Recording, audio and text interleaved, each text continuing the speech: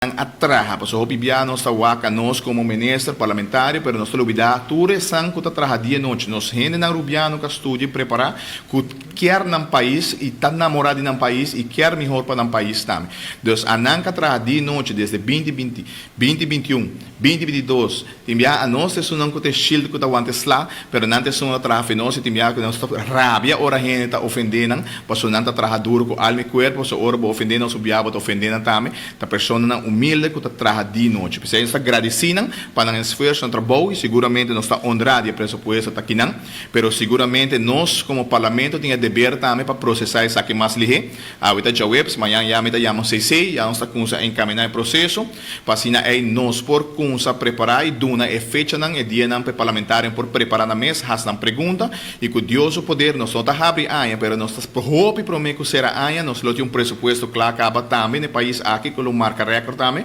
e segundo schedule, nós espera que para novembro nós portinha cantem claro, guardando o supletório, o grote chega assim, para assim nós trata esse aí promete, esse aí passera o ciclo de 2022 para com o ciclo 2023. Que men, essa aí tem intenção, normal, para bem ministro, me te querer não só a demonstrar e seguro o parlamento também sempre está extraco o ministro para o qual que está pressuposto, não? E ora me escuta um déficit de men 25, mirando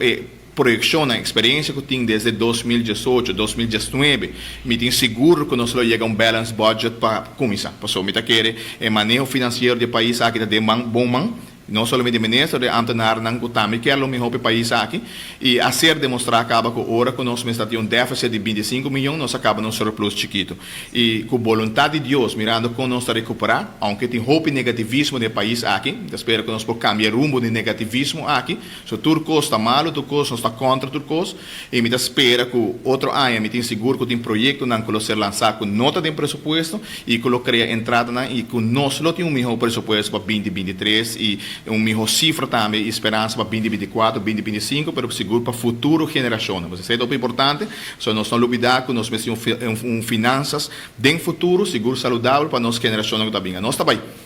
está bem, mas isso não está bem atrás, mas é ser cuidado também.